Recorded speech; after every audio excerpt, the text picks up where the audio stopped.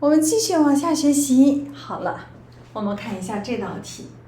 设一面直线 AB 上有5个点，我先把一面直线画一下，那我需要画一个衬面儿。这是阿尔法平面，它里边有一条直线，这是直线 A，A 上有5个点，1、2、3、4、5。还有一条直线和它是一面儿的，它是穿过这个平面的一条线。这是 B 四线，它上面有6个点，1、2、3、4、5、6，它是有6个点。我要过 AB 上的点 ，AB 上的点可以确定平面的个数。好，这个时候就想，什么样的点才能确定平面呢？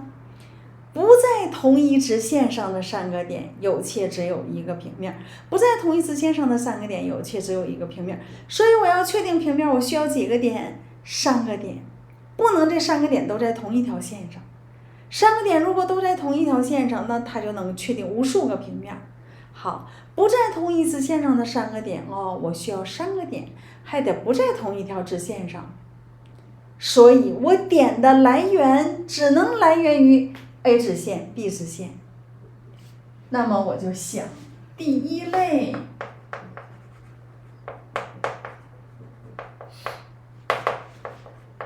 我一共需要3个点，你就给了我2条直线，所以我在直线 A 上取2个点，在直线 B 上取1个点。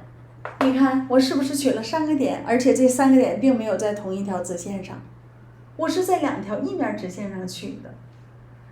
那么我能够得到多少个平面呢？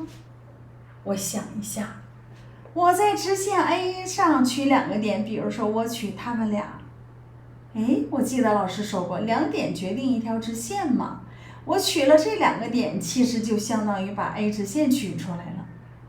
那我再换2个点，我再换这2个点呢？那你看，你换成这2个点了，在直线 A 上取这样的2个点，那不也是把直线 A 取出来了吗？因为2个点决定一条直线，2点决定一条直线。实际上我在直线 A 上取2个点，就相当于我取出了直线 A。所以呢，构成平面的那个推论，直线和直线外一点有且只有一个平面。我们不是学了吗？不在同一直线上的3个点有且只有一个平面，直线和直线外一点有且只有一个平面，2条相交直线有且只有一个平面，2条平行线有且只有一个平面。所以我取哪样的2个点随便，我都是把直线 A 取出来，直线 A 和直线 A 外的一个点构成一个平面。直线 B 上有1、2、3、4、5、6，每一个点配上直线 A 一个平面，换一个点配上直线 A 另一个平面。所以呢，我在 A 上取2个点，其实就是取出来 A 直线。